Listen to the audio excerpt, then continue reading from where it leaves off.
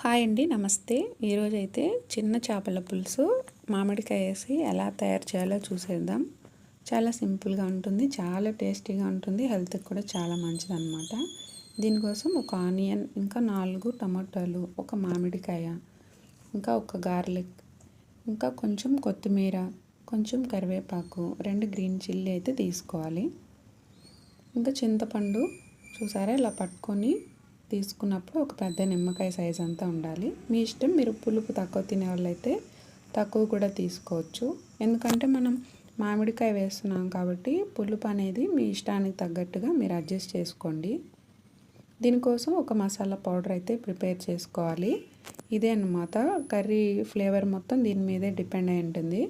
ఒక 1/2 tea spoon మెంతులు, ధనియాలు, ఆవాలు, జీలకర్ర, కొంచెం బియ్యం వేసి పౌడర్ చేసుకోవాలి. ఫ్రై చేసుకోవాలన్నమాట. వాటిని ముందుగా ఫ్రై చేసి పౌడర్ చేసి పక్కన పెట్టుకోవాలి. తర్వాత ఒక ప్యాన్ తీసుకొని ఒక 3-4 టేబుల్ స్పూన్ ఆయిల్ వేసుకొని కొంచెం ఆవాలు, కొంచెం జీలకర్ర, ఇంకా సన్నగా కట్ చేసుకున్న ఆనియన్ వేసుకోవాలి.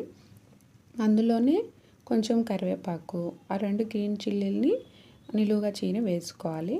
ఇవి కాస్త ఫ్రై అయిన వెంటనే ఇందులో 1/2 టీ స్పూన్ వరకు పసుపు కూడా యాడ్ చేసుకొని బాగా కలుపుకోవాలి.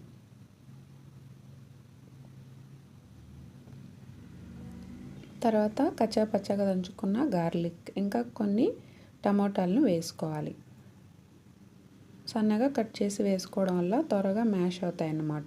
ఇందులో కల్లుప్పు అయితే ఒక స్పూన్ ఇప్పుడు వేసుకుంటున్నాను. తర్వాత సరిపోకపోతే మనం ఎక్కువ సాల్ట్ని కూడా యాడ్ చేసుకోవచ్చు. ఇది పులుసు కాబట్టి కారం పౌడర్ కాస్త ఎక్కువే పడుతుంది. నేను ఇక్కడ 3 టీ స్పూన్ల కారం పౌడర్ అయితే యాడ్ చేశాను.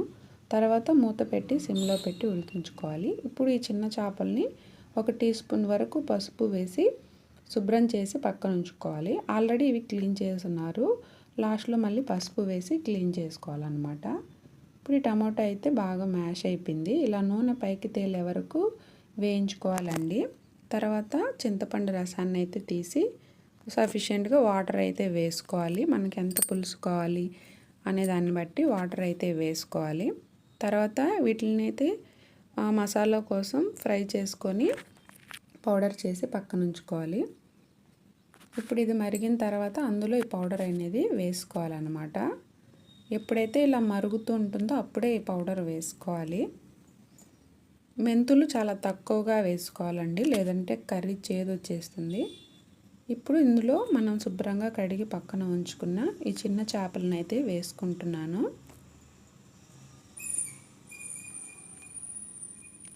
వేసిన తర్వాత ఒకసారి బాగా కలుపుకోవాలి. సాల్ట్ ఏదైనా తక్కువ అయింటే ఈ స్టేజ్లోనే మనం అడ్జస్ట్ చేసుకోవాలన్నమాట.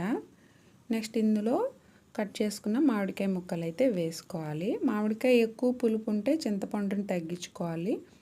మామిడికాయ ఎక్కువ పులుపు లేకపోతే మనం చింతపండు సఫిషియెంట్గా వేసుకోవాలి. నేనైతే సాల్ట్ కొంచెం తక్కువైతే వేసుకున్నాను.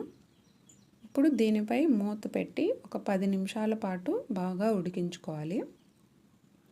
నూనె పైకి తేలే వరకు ఉడికించుకోవాలన్నమాట.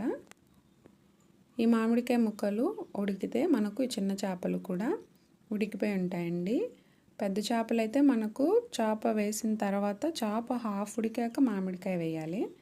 ఇంతే అండి, చాలా టేస్టీగా ఉండి చిన్న చేపల పులుసు అయితే రెడీ అయిపోయింది. వీడియో మీకు నచ్చినైతే తప్పకుండా లైక్ చేయండి, సబ్స్క్రైబ్ చేసుకోండి.